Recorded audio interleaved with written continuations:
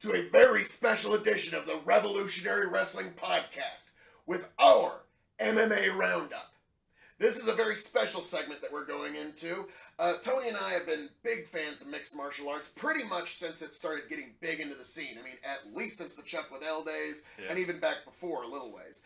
I personally trained in mixed martial arts for 3 years, and one of the better experiences of my life. So it's always something that I've found fascinating, and it's something that I think we here at the Revolutionary Wrestling Podcast need to delve a little deeper into. So, that all being said, there are 3 big fights coming up in the coming days and weeks that the MMA world's all a rumble about. And let's just knock them off here. There's Mitrione versus Bader. Yep. You got Fedor, one of my favorite fighters of all time, versus Chael Sonnen, one of the greatest talkers of all time. Yep. And then the big one, let's be frank, this is the big kahuna, and it's coming up here quick, folks. Conor Khabib. So, which one would you like to start? Might as well start with Saturday, Conor Khabib. It's a big one. Well, as the Revolutionary Wrestling Podcast champion, I'll let you take the first prediction. Don't have a whole lot to put on here. I'm going to make it pretty simple.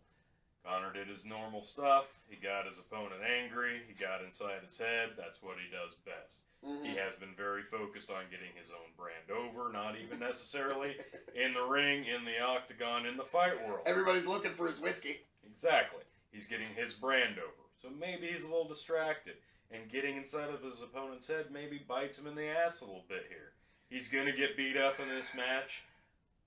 But in the end, he's going to find a loophole way to win. In the end, he's going to get the win. You think the famous Conor left is coming in? That would be my guess, yes. My prediction, Conor has been talking some serious smack. And he did the same thing with Jose Aldo.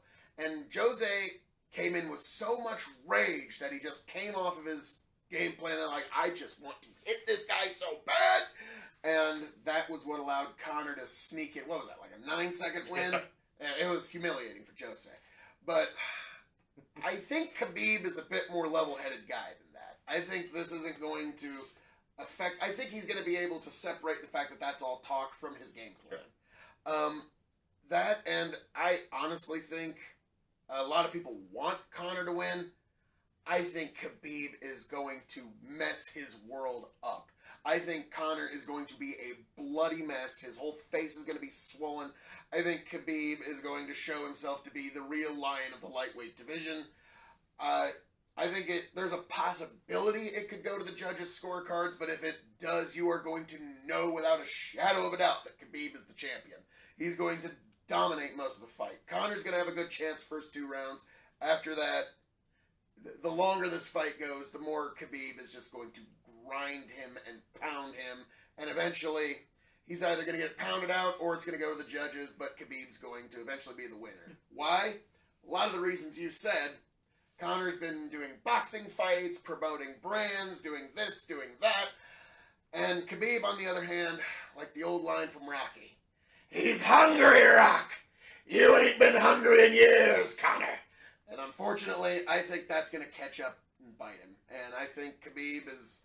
Heck, even Khabib throws a really good lead hook that could actually catch him. But in the end, I think it's going to be a grind-out victory for Khabib, and he's going to be able to shove it in Conor's face. Yep. Fair enough. Moving on to Mitrione versus Bader. Yes. Who you got in that? I've always been a bigger fan of Ryan Bader. I've always enjoyed his... He carries himself well. Always comes in with a very confident attitude into every match he's ever had. He's got a very well-rounded game, too. I've always liked Ryan Bader. And I think from a stamina standpoint, I think he's got the edge over Mitrione as well. And I kind of see it going that way. I think Mitrione's going to come in a little more prepared than he probably expects him to. I can see this going the distance. You know, I give it to Bader. I think Mitrione's going to finish. Oh, okay. Mitrione, he's an unorthodox fighter, and he doesn't respect the normal boundaries and safeties of MMA, which is really kind of what propelled him to the level he is. Is like when most fighters would consider themselves in danger, Mitrione just keeps fighting. And so I think that's going to happen here, and I think Mitrione's going to finish. Okay, So I could see that. That's fair. first or second round. All right. That's how I see it. First or second round finish, Mitrione. Although Fedor absolutely stunned everybody with his ascension to this spot in the tournament, so hey, don't take it. If anybody finds their second win to victory, that could very well be the case. Fedor's rediscovered himself. I still think Mitrione's just gonna. It's gonna be a weird win. I don't know how else to describe it, but that's how I see it.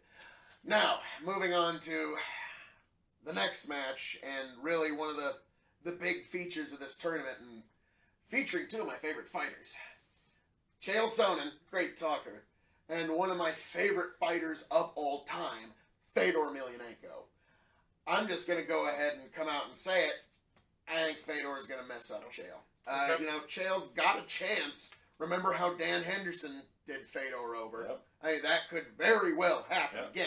And Chael's good enough to pull that off, but I think Fedor's learned his lesson with enough wrestlers, and he knows how to throw them around, and he can bully him around a bit, and he's also got strikes that Chael can't even touch.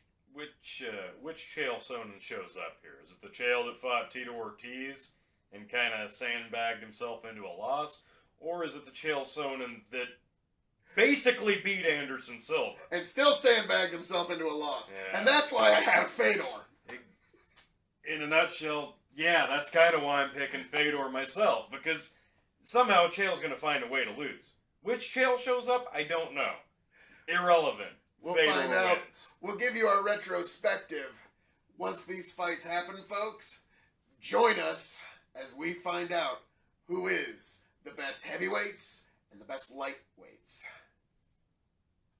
This is your King of Extreme, Phil KOE, signing off.